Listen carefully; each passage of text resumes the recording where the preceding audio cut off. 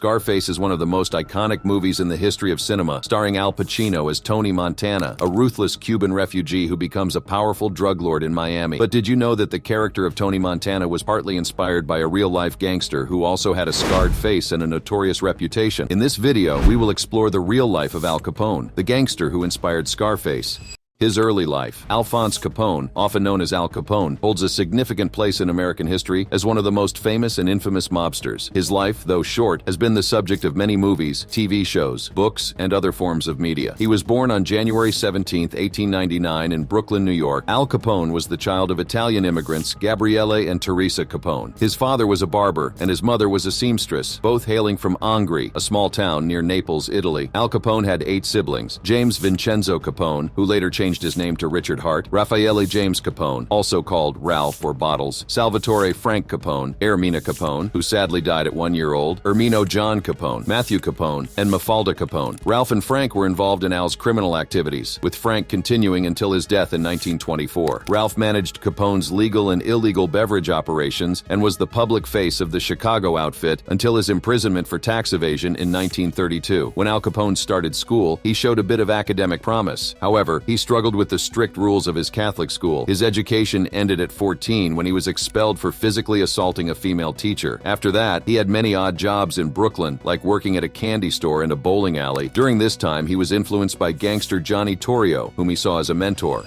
The start of his criminal journey. Al Capone's journey into the world of organized crime began with his association with modest street gangs such as the Junior 40 Thieves and the Bowery Boys. Then, when he started looking for better opportunities, he joined the Brooklyn Rippers, a step that eventually led him to join the formidable 5 Points Gang, a notorious criminal syndicate centered in the lower Manhattan area of New York City. This affiliation with the 5 Points Gang marked a turning point in Capone's criminal career, exposing him to a world of calculated schemes and illicit activities. During this formative period, Capone found himself under the wing of fellow racketeer Frankie Yale, a prominent figure within the criminal underworld. Yale's base of operations was the Harvard Inn, a bustling dance hall and saloon located in the vibrant hub of Coney Island. It was within these walls that Capone honed his skills and absorbed the gritty knowledge of a seasoned criminal. His association with Yale provided him not only with mentorship, but also with a gateway to the ins and outs of the illicit economy that thrived beneath the surface of the Roaring Twenties. However, Capone's path took an unexpected and defining turn one fateful night at the Harvard Inn. Working as a doorman, he inadvertently found himself in a confrontation that would leave an indelible mark on his identity. In a scuffle arising from a perceived offense to a woman, Capone became the target of her brother's anger. Swift and brutal, the brother, identified as Frank Galluccio, attacked Capone with a knife, inflicting 3 deep wounds on the left side of his face. The scars from this altercation earned Capone the nickname Scarface, a nickname he begrudgingly accepted but privately loathed. Remarkably, Capone's journey through criminal circles was marked not only by his scars, but also by his penchant for reinvention. To mask his disfigurement, he became very skilled at positioning himself in photographs and conversations to conceal the damaged side of his face. He even claimed that his facial wounds were the result of valiant war-related injuries, a fabrication that enhanced his aura of mystique. In the inner circles of his criminal associates, Capone was also known by another nickname, Snorky. This term, often used to describe an individual with a sharp sense of style and a refined demeanor, spoke to Capone's penchant for dressing immaculately and carrying himself with an air of confidence. This persona helped him navigate both the criminal underworld and the wider social landscape, earning him respect and influence among his peers.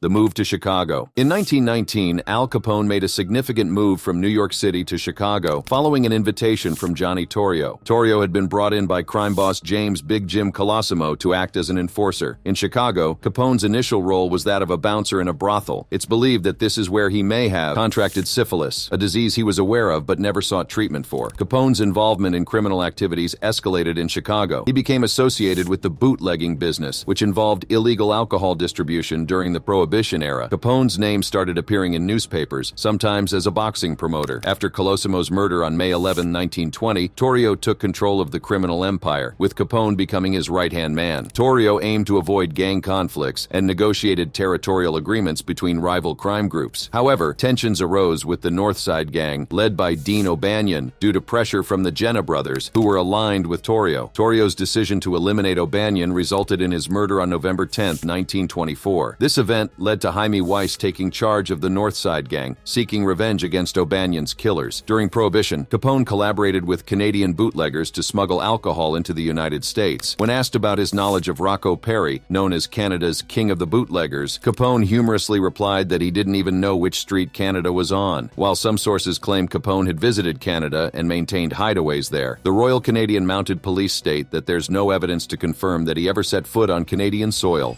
Becoming the boss. In January 1925, Capone faced an ambush that left him shaken but unharmed. Shortly after, Johnny Torrio, his mentor, was also ambushed and shot multiple times after a shopping trip. After Torrio's, he decided to step down, and he handed over control to Capone, who was only 26 years old at the time. Capone took charge of an organization involved in illegal breweries and transportation networks reaching Canada, with influence over politicians and law enforcement. He used violence to expand his revenue, even resorting to bombings that killed up to 100 people in the 1920s. Capone was also blamed for the rise of brothels in the city. Capone had connections within the black community, enlisting help from local members in his operations. He enjoyed jazz music and would challenge musicians like clarinetist Johnny Dodds to learn new songs for money. He even sent bodyguards to accompany jazz pianist Earl Hines on trips. Known for his extravagant lifestyle, Capone liked custom suits, cigars, gourmet food, drinks, and female companionship. "I am just a businessman giving the people what they want, and all I do is satisfy a public demand." Capone had become a national celebrity and talking point. Capone decided to move his base of operations to Cicero, Illinois, a town that he had taken over by using bribery and widespread intimidation to influence the town council elections. He thought that he would be more secure there from the attacks of his rival gang, the North Siders, who were led by Earl Jaime Weiss. However, his enemies did not give up on trying to eliminate him and his associates. One of his drivers was found tortured and murdered, and Weiss himself narrowly escaped an assassination attempt in the Chicago Loop. On September 20th, 1926, the Northsiders staged a clever ruse outside Capone's headquarters at the Hawthorne Inn, a hotel and restaurant that he frequented. They sent a convoy of cars with fake police sirens and uniforms, hoping to lure Capone to the windows of the first-floor restaurant where he was dining. As soon as Capone appeared, the gunmen in several cars opened fire with Thompson's submachine guns and shotguns, shattering the windows and spraying bullets inside. Capone was unhurt, but several of his men were wounded. He called for a truce with the Northsiders, but the negotiations fell through. 3 weeks later, on October 11th, Weiss was killed outside the Northsiders' headquarters at O'Banion's former flower shop, the same place where Capone's men had killed Dean O'Banion, the previous leader of the Northsiders. The owner of Hawthorne's restaurant was a friend of Capone's, and he was kidnapped and killed by Moran and Drucci, two of Weiss's lieutenants, in January 1927. Capone became increasingly paranoid and security-minded after these incidents. He also wanted to get away from Chicago, where he was constantly under the scrutiny of the law enforcement and the media. As a precaution, he and his entourage would often show up suddenly at one of Chicago's train depots and buy up an entire Pullman sleeper car on a night train to a different city. He would travel to places like Cleveland, Omaha, Kansas City, Little Rock, or Hot Springs, Arkansas, where he would spend a week in luxury hotel suites under assumed names. He enjoyed gambling, drinking, and socializing with other gangsters and celebrities in these cities. In 1928, Capone paid $40,000 to Clarence Bush of the Anheuser-Busch brewing family for a 10,000 square foot, 930 square meter home at 93 Palm Avenue on Palm Island, Florida, between Miami and Miami Beach. His house was equipped with bulletproof windows, a searchlight, a gun room, and a private dock. He also had guards patrolling the island and boats patrolling the waters around it. He considered this house as his retreat from the pressures of his life in Chicago.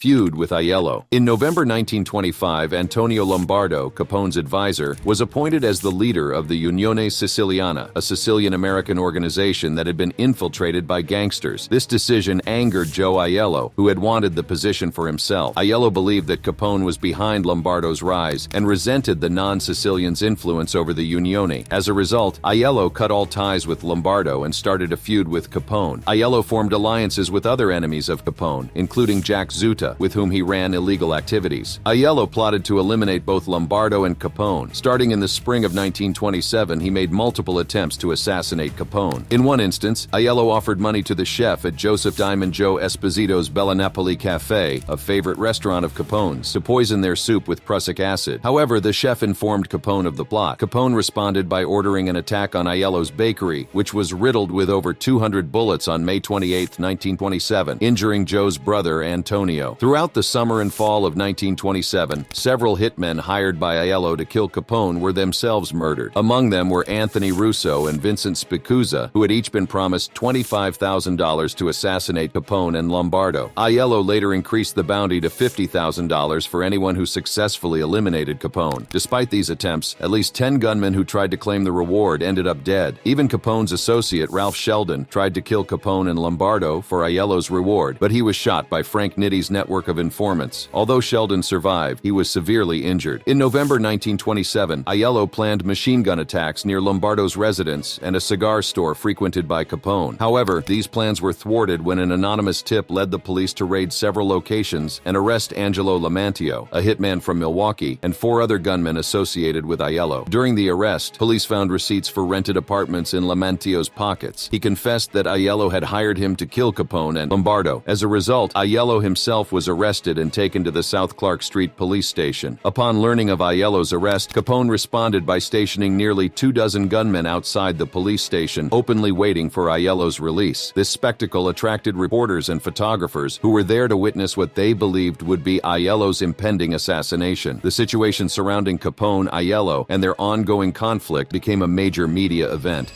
St. Valentine's Day Massacre. One of the many aberrations that Al Capone was often suspected of is the infamous 1929 St. Valentine's Day Massacre, even though he was actually in his Florida home when the massacre happened. The massacre was a brutal attempt to eliminate Bugs Moran, the leader of the North Side Gang. The motive behind the plan may have been the hijacking of a shipment of expensive whiskey that was illegally brought into the United States from Canada via the Detroit River and intended for distribution in Cook County, Illinois. Bugs Moran had become the last surviving leader of the North Side gunmen due to the violent deaths of his aggressive predecessors, including Weiss and Vincent Drucci. These deaths followed the murder of the gang's original leader, Dean O'Banion. To surveil their targets and gather information on their habits, Capone's men rented an apartment across from a trucking warehouse and garage at 2122 North Clark Street, which served as Moran's headquarters. On the morning of February 14, 1929, Capone's lookouts signaled 4 gunmen disguised as police officers to stage a fake police raid. These imposter police officers lined up 7 victims against a wall and signaled for their accomplices, who were armed with machine guns and shotguns, to open fire. Notably, Moran himself escaped the attack. Photographs of the murdered victims shocked the public and tarnished Capone's reputation. In response to these events, Capone received a summons to appear before a Chicago grand jury to answer for federal prohibition violations. However, he claimed to be too ill to attend. In an attempt to improve his public image, Capone engaged in charitable acts, including sponsoring a soup kitchen in Chicago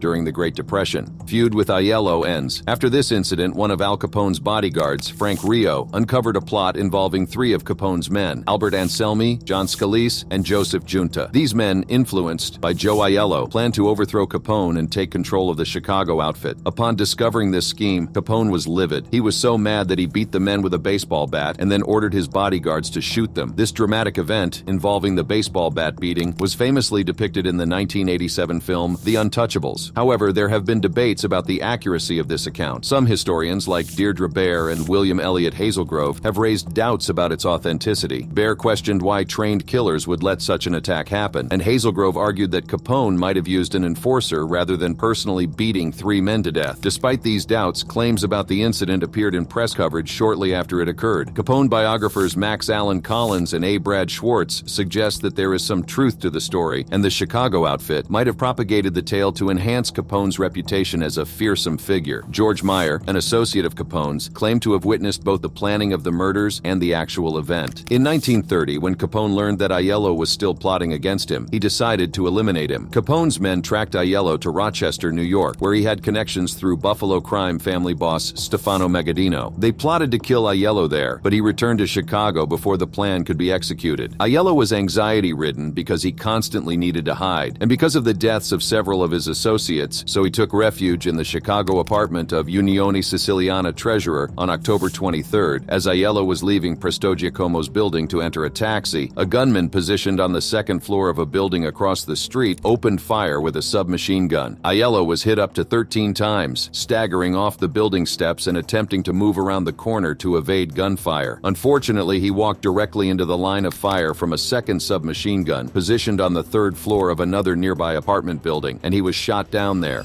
Government intervention. Following the notorious St. Valentine's Day Massacre, Walter A. Strong, a publisher of the Chicago Daily News, decided to seek federal intervention to address the rampant lawlessness in Chicago. Strong was a close friend of President Herbert Hoover, and he orchestrated a confidential meeting at the White House just 2 weeks after Hoover took office. On March 19, 1929, Strong, accompanied by Frank Loesch of the Chicago Crime Commission and Laird Bell, presented their case to President Hoover. Strong emphasized that the only way to restore proper governance was through federal intervention. As a result of this meeting, Hoover directed various federal agencies to focus their efforts on Al Capone and his associates. This meeting marked the beginning of a coordinated effort to target Capone. The Treasury and Justice Departments collaborated on strategies for prosecuting Chicago gangsters for income tax evasion. Additionally, a specialized team of Prohibition Bureau agents, known for their incorruptibility, was formed to combat bootlegging. This team included notable members like Eliot Ness, who later became famous for leading the Untouchables. Given the deeply ingrained corruption in Chicago, the dedicated law enforcement agents on this team were considered untouchable by bribes or coercion. Charles Schwartz, a journalist for the Chicago Daily News, coined the term untouchables to describe them. Walter A. Strong, using his newspaper's resources, secretly provided intelligence to support the federal efforts against the Capone organization. Trials. For years, Capone managed to avoid getting caught for his criminal actions. However, on one significant day, his luck ran out, and he was finally held accountable. FBI agents arrested him on March 27, 1929, because he had failed to show up before a federal grand jury in Chicago on March 12, 1929. He had been summoned via a subpoena, but he claimed he was too sick to travel from Florida to Chicago. On March 11th, his legal team formally requested a postponement of his appearance, backed by a doctor's affidavit dated March 5th. This document claimed that Capone had been dealing with bronchial pneumonia in Miami, confining him to bed from January 13th to February 23rd. It was stated that traveling to Chicago would endanger his health. His grand jury appearance was rescheduled for March 20th. The U.S. Attorney's Office asked Bureau of Investigation agents to gather evidence. They found that Capone had been seen at racetracks in Miami, had taken a plane trip to Bimini, gone on a cruise to Nassau, and had been in good health during these outings. Capone eventually showed up before the federal grand jury in Chicago on March 20th, 1929. He finished giving his testimony on March 27th. However, upon leaving the courtroom, he was arrested by agents on a charge of contempt of court. This offense carried a potential penalty of a year in prison and a $1,000 fine. He posted a $5,000 bond and was released. Then, on May 17, 1929, Capone and his bodyguard were arrested in Philadelphia for carrying concealed deadly weapons. A grand jury indicted him, and he faced trial in front of Judge John E. Walsh at Philadelphia Municipal Court. After his attorney entered a guilty plea, Capone received a one-year prison sentence. He served 9 months due to good behavior, gaining release on March 17, 1930. And just a week after getting out in March 1930, Capone was listed as the top public enemy on the unofficial list published by the Chicago Crime Commission. In April 1930, Capone's troubles escalated as he was arrested on vagrancy charges while visiting Miami Beach. The state's governor had ordered sheriffs to remove him from the state. Capone contended that he had been denied basic necessities, such as food and water, by the Miami police, who even went so far as to threaten his family. Although charged with perjury for these claims, he managed to secure an acquittal following a 3-day trial held in July. In September, a judge in Chicago issued an arrest warrant for Capone on vagrancy charges. Interestingly, this situation garnered significant attention and was used as a platform for the judge to compete against Thompson in the Republican primary. On February 28, 1931, Capone was found guilty of contempt of court in federal court. As a result, he received a 6-month sentence in Cook County Jail. Unfortunately for him, his appeal regarding this charge was eventually dismissed. Meanwhile, the U.S. Treasury Department had been gathering evidence related to tax evasion charges. Notably, individuals such as Al Capone, his brother Ralph Bottles Capone, Jake Greasy Thumb Guzik, Frank Nitti, and other members of the mob were being investigated for potential tax evasion offenses.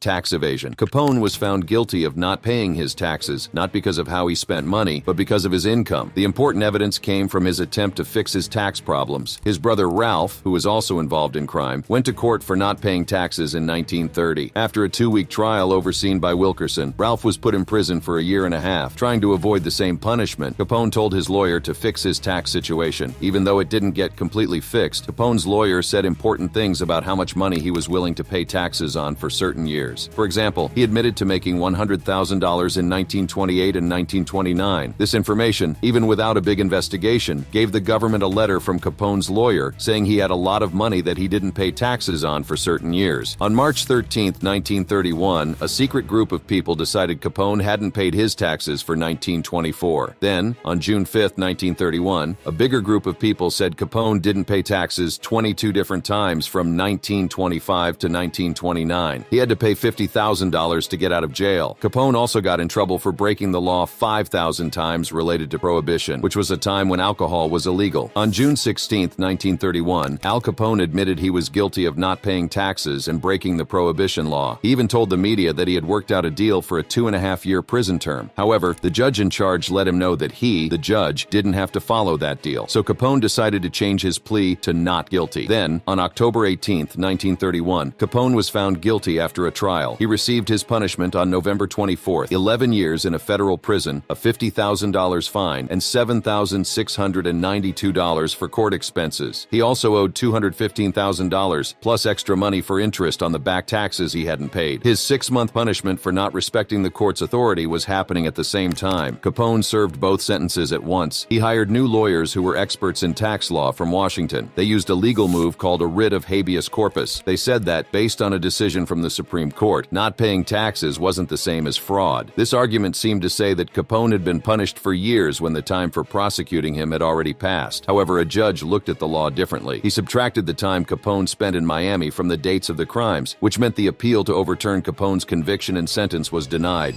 Imprisonment. While waiting for his appeals to be decided, Capone was confined in Cook County Jail. When his appeals were rejected, he began serving his sentence at the U.S. Penitentiary in Atlanta in May 1932 at the age of 33. Upon arriving in Atlanta, Capone was officially diagnosed with syphilis and gonorrhea. He was also struggling with withdrawal, symptoms from his cocaine addiction, which had damaged his nasal septum. Capone managed to perform his prison job of sewing soles on shoes for 8 hours each day, but his letters were difficult to understand. He seemed emotionally fragile and ill-equipped to handle bullying from other inmates. His cellmate, a seasoned convict named Red Rudensky, was worried that Capone might have a mental breakdown. Rudensky, who had some ties to the Capone gang in the past, became a protector for Capone. Rudensky's notable support, along with that of other prisoners, led to accusations from less friendly inmates. This fueled suspicions that Capone was receiving special treatment. While no concrete evidence emerged, these suspicions played a role in the decision to transfer Capone to the newly established Alcatraz Federal Penitentiary near San Francisco in August 1934. Then, on June 23, 1936, Capone was stabbed and lightly wounded by another Alcatraz inmate named James C. Lucas. Shortly after arriving at Alcatraz, Capone came up with the idea of forming a musical band with fellow inmates. He pushed for this for about a year until the warden finally agreed. They allowed him to create a group, but they could only practice for a maximum of 20 minutes a day. Meanwhile, Capone was dealing with untreated syphilis, which had been getting worse over the years. When he got to Alcatraz, it was too late to cure the disease, and he started experiencing periods of madness. Mentally, he became more confused and had delusions. Sometimes he thought he could end his own sadness, while other times he believed he was talking to God. Physically, he struggled to walk and get out of bed, and his speech was hard to understand. After a few years, he was put in a special part of Alcatraz for people with mental issues, but after a fight where he threw feces at another inmate, authorities had to decide what to do with him. He continued to get treatment at the prison hospital, but his health kept getting worse. In the last year of his time at Alcatraz, Capone stayed in the hospital area and was confused. He finished his time at Alcatraz on January 6, 1939. After that, he was moved to another prison called the Federal Correctional Institution at Terminal Island in California. He had to serve more time there for not respecting the court. His wife May asked the court to let him go, saying his mental abilities had gotten worse, and he was granted parole on November 16, 1939.